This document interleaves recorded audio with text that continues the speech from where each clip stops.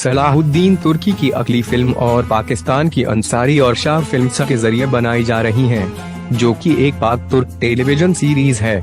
ये सीरीज अयूबिद खानदान के बानी सलाहुद्दीन की जिंदगी पर बनने वाली है। ये टेलीविजन सीरीज 2022 के मौसम बहार में शुरू होने की उम्मीद है।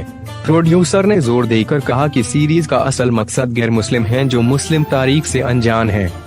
पहला सीजन 1169 से 1174 तक का दौर दिखाएगा, जब सलाहुद्दीन अयूबी नूरुद्दीन ज़नगी की सेना के कमांडर थे।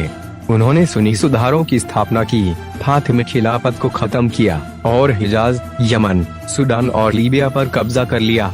इस सीजन का खात्मा नूरुद्दीन ज़ंगी की मौत के साथ होगा। दूसरा सीजन, यह सीजन 1174 से 1186 तक के सालों को कवर करेगा। इस दौरान सलाहुद्दीन ने सलेबियों से लड़ते हुए अंदरूनी रियासत के मसाइल को भी हल किया। उन्होंने मशरिक़े वास्ता में एक सियासी इत्तेहाद बनाया जिसने 1291 तक सलेबी इलाकों का सफाया कर दिया और मंगोल भी हार गए। इसी के साथ दूसरा सीजन खत्म होगा।